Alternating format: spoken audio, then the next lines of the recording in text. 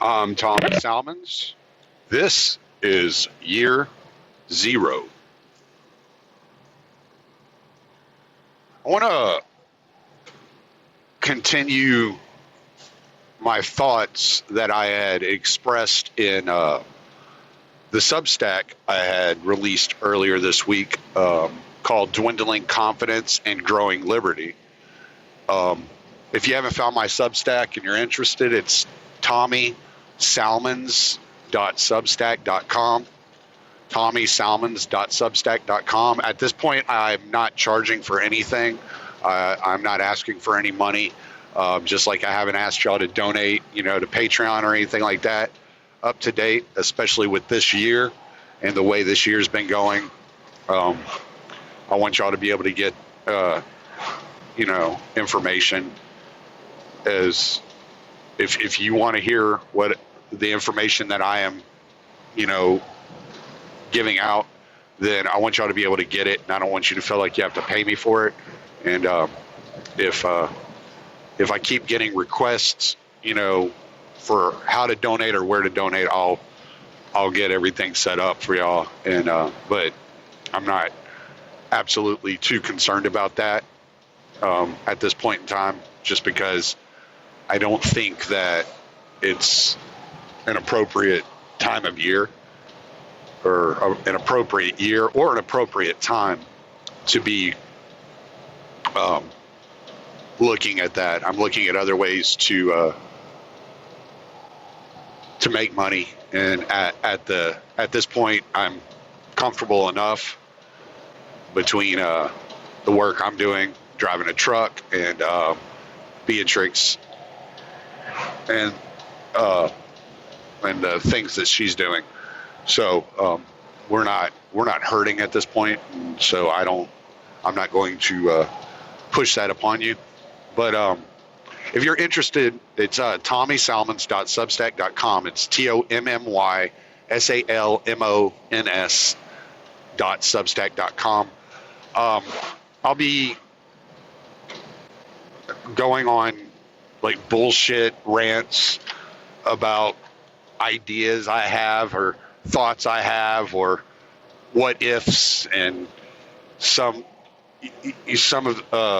of that. I'll be releasing short stories that I'm writing. I'm writing one right now that's going to be slightly dystopian, and I think it'll interest all of you.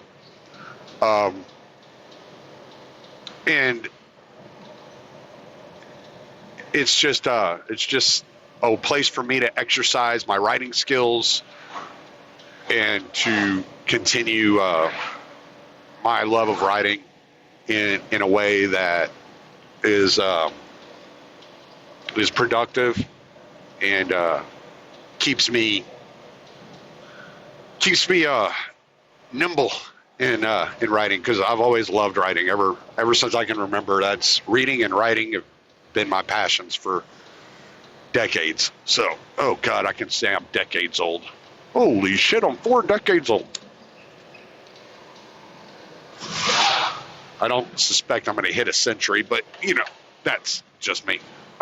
Anyway, so yeah, I wanted to continue on that because, all right. So the idea of the op that I wrote, and it's just an opinion article about the dwindling confidence in the institutions of America, and how, especially among conservatives, given this election cycle, the COVID hysteria, the shutting down of businesses, all these lockdowns, the economic problems that it's caused. And I wanted to kind of continue along that line of thought, because I really believe at this point that we have seen beyond a shadow of a doubt that malice is correct, that you cannot talk to these people. Like, the discussion's over. There's nothing to talk to them about. They are looking to institute power, and they are looking to wield that power against you and your livelihood. They want to tear you down. They want you to be dependent upon the state in order for them to be able to control you. And the more dependent you become on the state, then the less likely you are to argue against their chosen economic system. I don't even know if it's complete Marxism, but it's kind of like this clashing of Marxism and Keynesianism, in which the state is in its crony corporate benefactors are the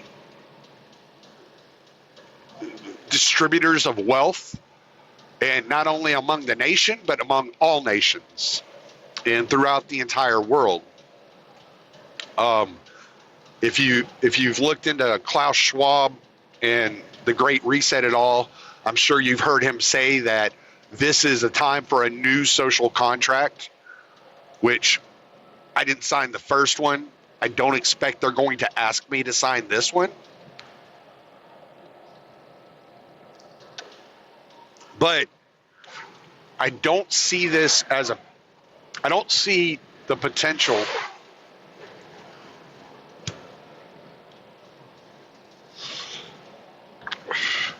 of just saying I'm withholding consent or I do not agree to your dictates as being an effective method.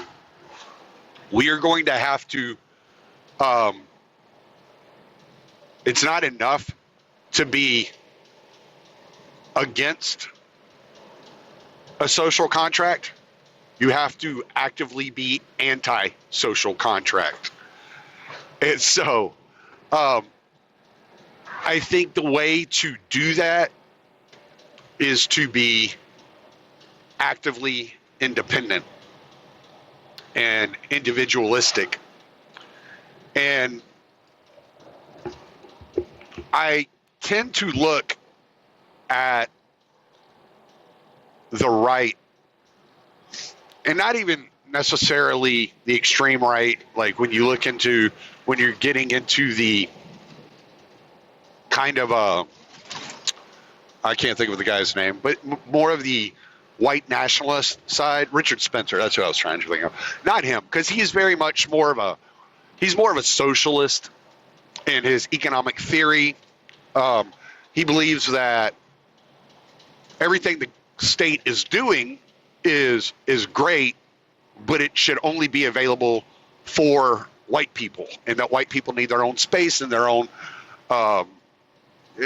They need to be more like a Scandinavian country, and to, be much more hegemonic in their, or heterodox, I guess, in their in the race. And I just, so I'm not even speaking to them because they're not really in line with what I'm talking about here. I think that people like the Hoteps, conservatives in general,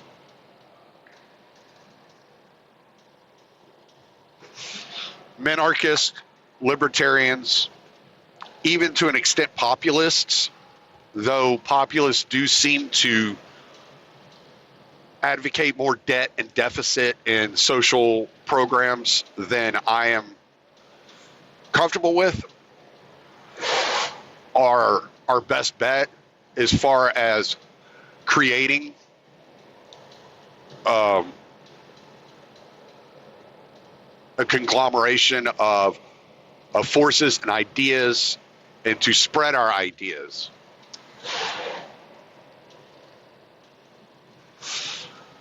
It's become extremely clear that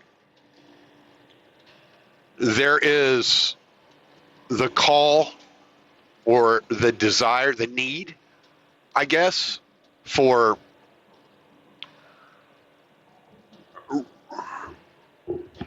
a type of revolution. regulatory action, and so to speak, to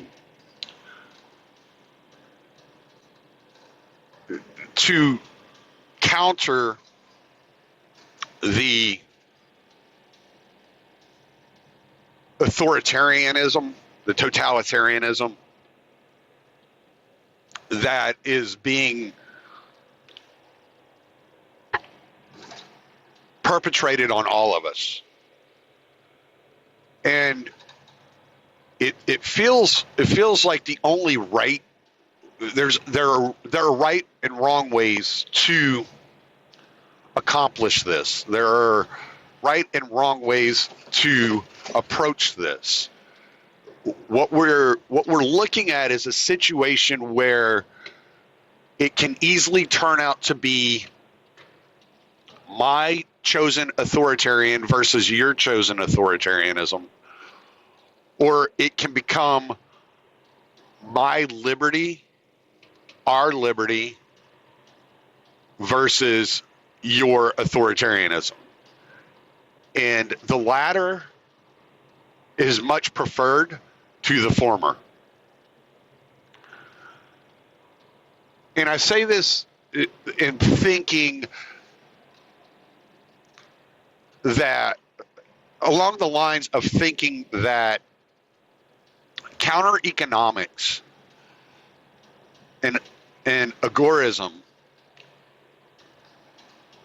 are skills. It's a skill set. It's a strategy. It's a peaceful revolutionary strategy, and it's not necessarily.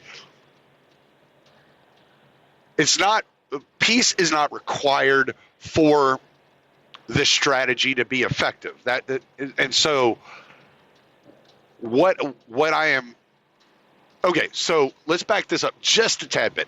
So you had this bar in Staten Island, and this bar owner, and Cuomo comes at this bar owner and says, you have to shut down. You're in an orange zone. COVID is very strenuous there in your area. The bar owner says, fuck you. I have to live, and I can't afford to live if we continue to be locked down, and I'm not going to do it. I claim my bar to be an autonomous zone, and I'm going to give away food, and I'm going to give away drinks, and I'm going to encourage my patrons to give me donations. And a couple of days later, Cuomo sends in the cavalry. I think it was something like 50 cops showed up to arrest this bar owner. And they show up like a military force, and they haul this bar owner away, saying that they had revoked his liquor license and that he was not allowed to serve alcohol, and that giving it away was not a loophole. It wasn't a workaround. And so they arrest this bar owner for wanting to stay in business, for wanting to provide for his family, while at the same time, these same people that are locking down small businesses all over the country are continuing to have large meetings, meet in large groups, go to restaurants, go get their hairs did, and all that good jazz. They expect the rest of us to sit in our homes and suffer and wait on them to pass a stimulus, to wait on them to increase the debt, to wait on them to further inflate the money supply and further enslave future generations to the debt and deficits that they procure upon us. And small businesses are beginning to stand up and say, no, I'm not doing it. No, I've built this business from the ground up, and we are fairly successful, but we are not going to be another fatality of your lockdowns. We're not going to be a victim of your authoritarianism. It's not going to happen. And it shows the spirit that runs through so many Americans, the spirit of independence and individuality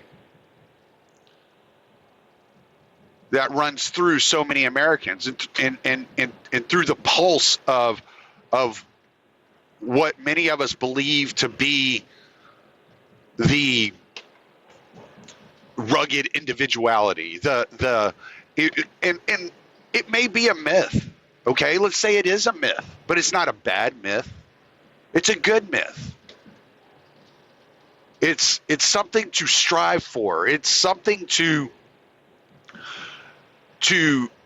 look upon with envy and awe-inspiring, to make us want to better ourselves and create a better world for our children, and to work hard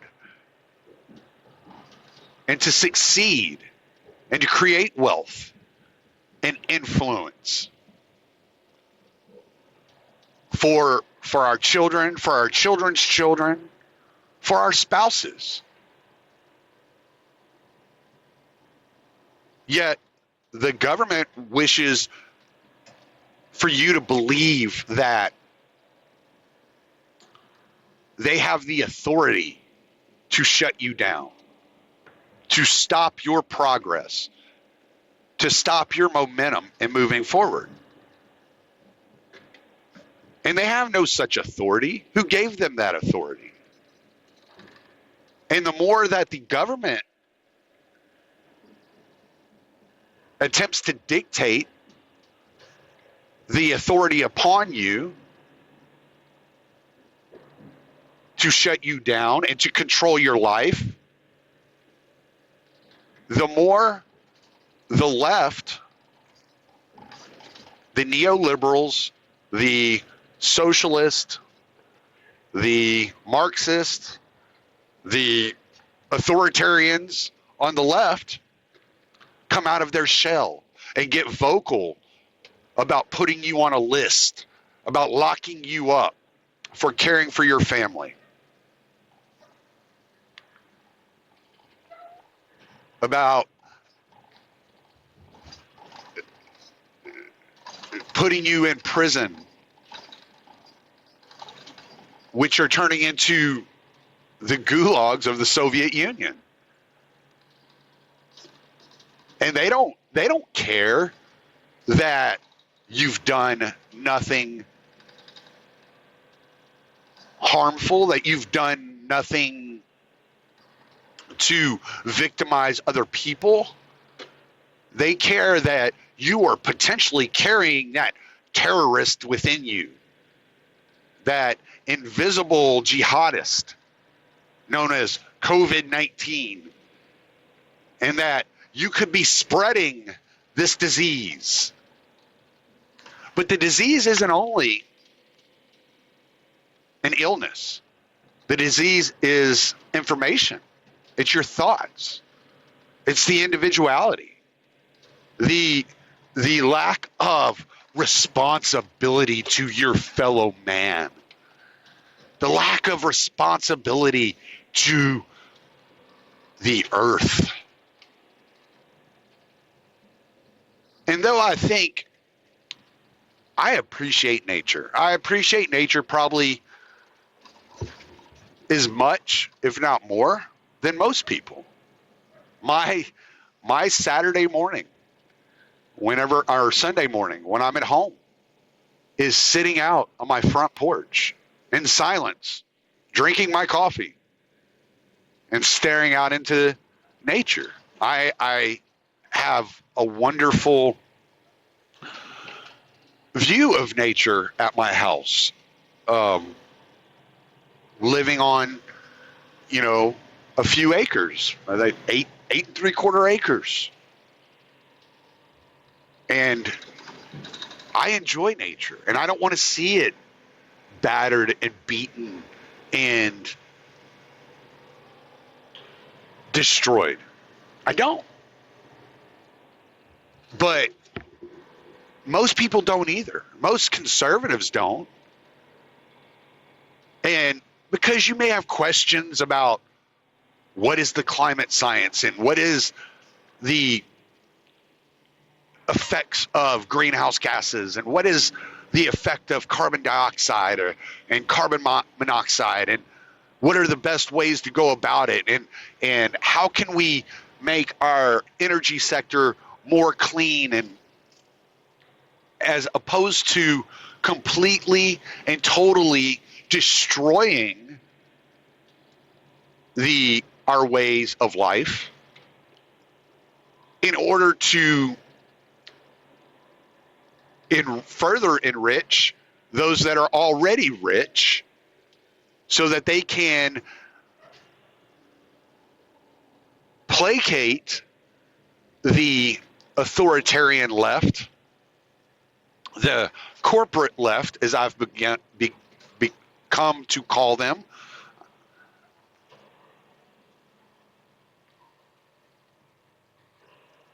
And it is completely up to us to counter this. Not to counter the narrative. Like I said, Malice is right. The discussion's over. The discussion is over. There's no more discussion to be had with these people.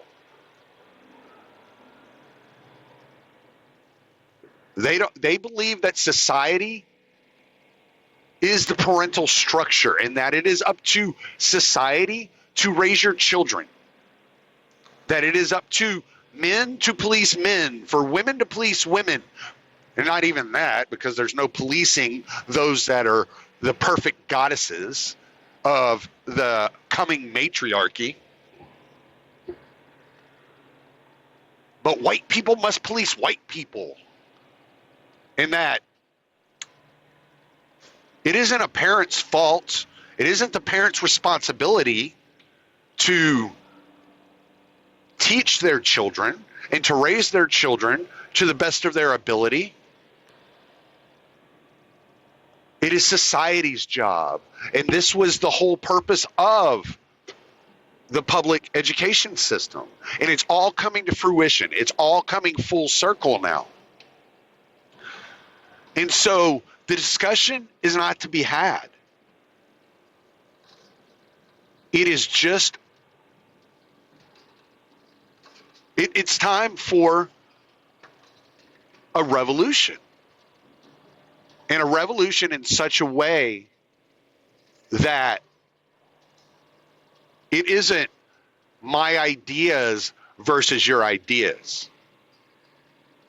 It is, you can't implement your way of life upon me, and I will show you by opting out.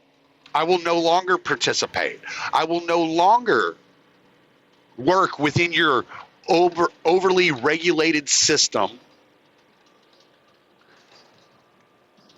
and pay into your chosen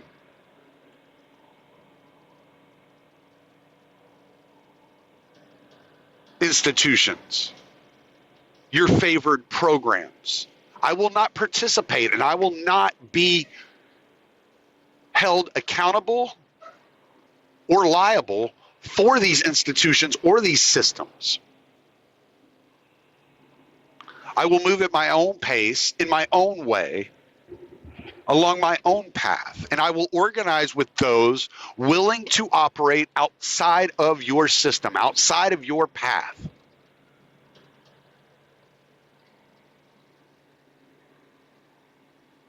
And if you do not leave us alone, then things might get a little fucked up. So it is your best bet to leave us the fuck alone. Now, I had written in that article, in that op, that I had heard Glenn Beck say it's time to dismantle the CIA and the State Department. And, hey, I couldn't agree with him more. Yes, it's been past time. I think Harry Truman said that You know, right out in 1963, Harry Truman was saying, "Whoa, whoa, whoa, whoa! This has gotten way out of fucking hand." You know, Eisenhower warned us of the military-industrial complex. These are not new problems. What do you think J. Edgar Hoover was doing? He was doing the exact same types of things that Comey was doing. He was blackmailing. He was using the rule of law as a political bludgeon to ensure his power and influence grew. These aren't new things. This is just a matter of knowing some history, which Glenn Beck is not a dumb guy. He knows the history. But like so many people, they held on to the ideas of these institutions, the ideas behind the mythology that is taught, that surrounds the American ideal. You know, the 5,000-year leap,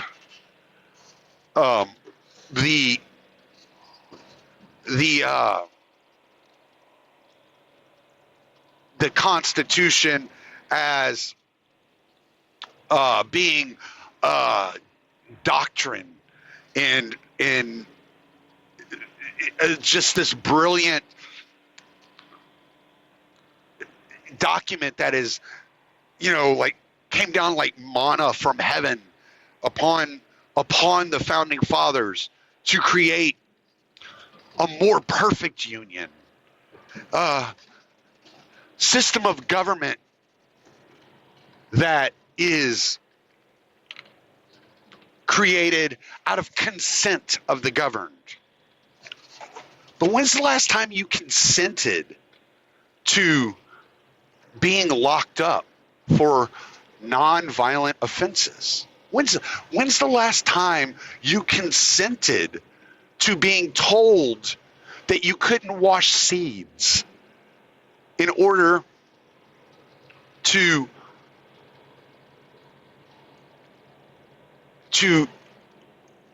cycle through your produce and your vegetables and your garden? When did you consent to that?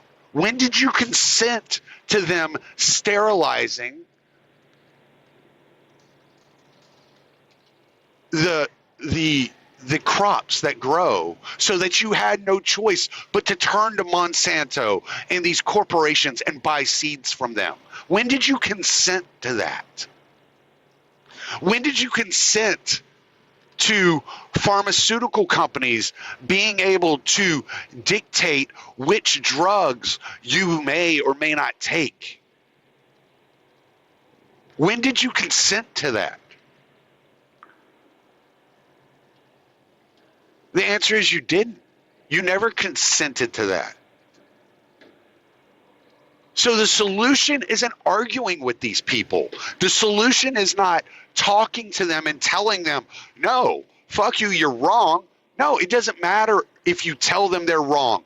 They are moving forward with their power, wielding the power, bludgeoning you over the head, no matter how wrong it is. They are not going to stop. They're going to laugh at you. They're going to mock you. They're going to say, what are you going to do about it? And what I'm trying to tell you is there is something you can do about it. See, a lot of people want to look at agorism as being an ideological strategy for anarchists. And yeah, I mean, a lot of anarchists read the literature behind agorism when you're reading Samuel Edward Konkin III, and we discuss it in kind of an intellectual way. But agorism is just acting on your own behalf as an entrepreneur, building your own system, that your own community, and not kowtowing to the regulatory state and their bureaucracies, working outside of their systems. It's the guy in your town on the side of the road selling shirts and flags. It's the fruit stand in the middle of your flea market.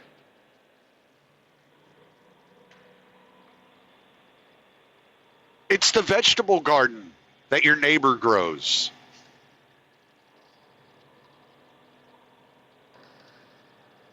It's self-sufficiency. It's individuality.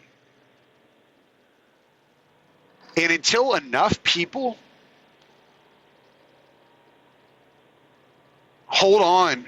grab a hold of the idea of the rugged individual, and not only in theory, but in practice, and begin to live their life in that way, to withhold their money, not claim taxes, to withhold their consent, to act outside of the regulatory state and its bureaucracies, to homeschool their children whether the state approves or not, in whatever fashion they see fit, to begin unschooling, to operate on their own behalf as an autonomous person, an individual living amongst slaves to the state. We are always going to be beholden to the whims of the authoritarians. The revolution that is necessary is not necessarily violent. It is a revolution of individuals creating freedom on their own behalf and connecting with each other in order to avoid giving money to the corporations. It is a revolution of growing your own food in your own community and selling it to your neighbors. It is a revolution of educating the children of your community to be free, independent thinkers away from the confines of public education system.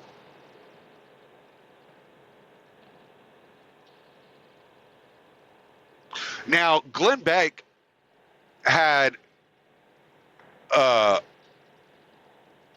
guest on, and they made a huge mistake. Huge mistake. They said that those on the left, those pushing for Marxism, those that want to see the coming Great Reset, those that are advocating the lockdowns, hate the state, hate the United States, and want to see its destruction. No, that's a huge mistake. Huge. They do not hate the state. They do not hate the United States. They do not want to see its destruction. No, they love the state. They want to embrace the United States as their tool. And they want to destroy freedom. They want to destroy liberty.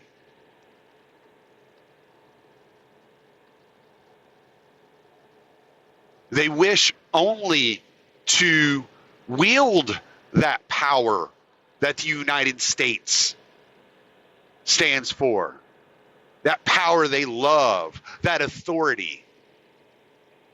The largest military in the world, the most prosperous nation ever known to mankind.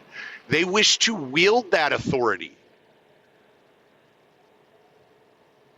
And this is all part of their progressive agenda, has been for over 100 years, to grow the power of the state to such a degree that it can be wielded around the world effectively, in order to force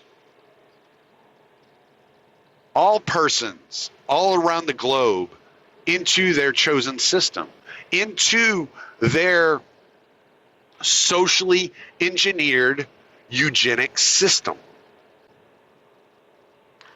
And those that resist are going to find themselves on a helicopter ride, unless the numbers are large enough.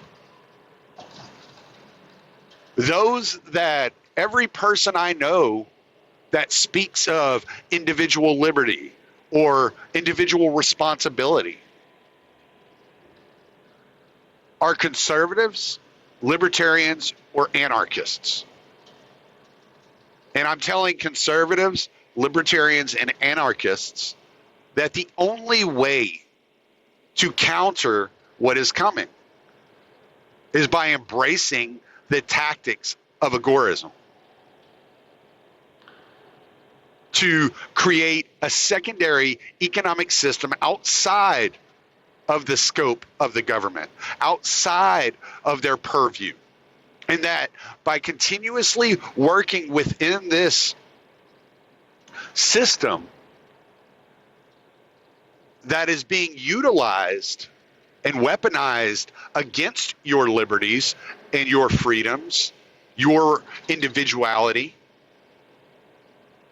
to turn you into just another cog in the machine, a robot going about your daily business for the benefit of the state,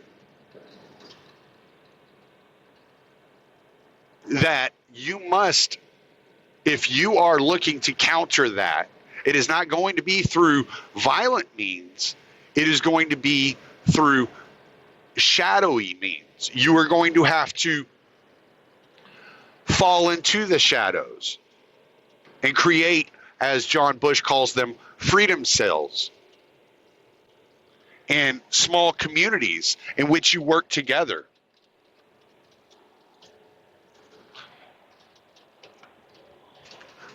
And that we will have to find alternatives to Amazon and to Walmart.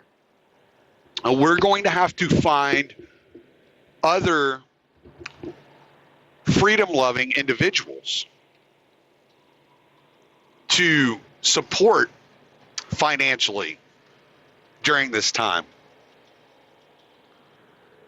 And we're going to have to turn away from the corporations, and we're going to have to find alternatives to these corporations. And that it's probably going to be a struggle. A lot of these corporations have, Amazon has basically cornered the book market. But that doesn't mean that it's impossible to create publications elsewhere, alternate forms of publishing elsewhere.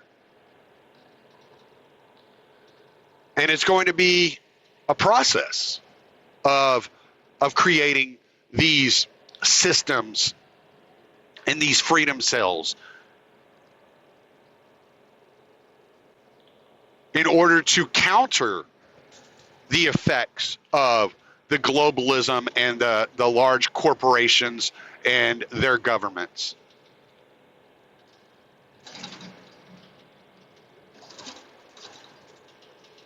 I know the ideal is that this is the government for the people and by the people here in the United States. But that hasn't been the case for a long, long time. That government ended several decades ago. And they were able to pacify you and lie to you for a long time using their propaganda outlets like CNN and Fox News. But they no longer have to hide it from you anymore. They're not being silent about it. They're not afraid to gaslight you.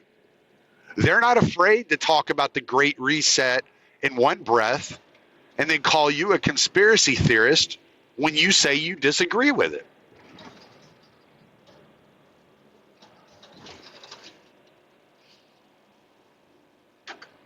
They are openly adversarial to your ideas of autonomy and individuality. They are cheering along the authoritarianism. And if you resist, they want to see you destroyed.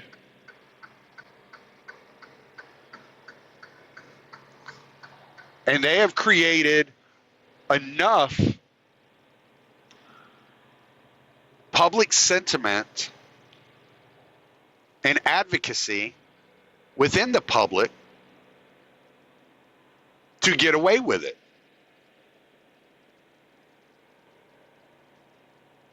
So our choices are limited. We don't have the choice to argue these points anymore. That time has been past. We can't, if you're depending on Donald Trump utilizing the system to overturn the system, still at this point in time, after you've seen what has happened over the last 4 years and how ineffectual and ineffective he has actually been in doing anything of substance, you've bought into a cult figure and you're not living within reality. That's a fantasy. Even if, let's say, Donald Trump really does believe what he's saying and wants to do all the things he said he's going to do, it's not going to happen. And that should be perfectly evident at this point in time. That elections are a tool to convince you that the government is legitimate. And now that the confidence of the legitimacy of that government is washed away, it is time to find other means of liberty and freedom. And those means are not within the system. There is not freedom by trying to participate with those that wish to see you destroyed. There are no compromising with people that want to kill you and destroy your way of life, that want to enslave your children to their institutions and to their programs. You can't compromise with that. All you can do is check out, push for more nullification and secession if you happen to live in states that at least pay lip service to the ideas of freedom. Anyway, that's all I got on that. Those are the thoughts I had on that. I just felt like it was important to kind of expand on that a little bit more. And, I'm Tommy Salmons. Late.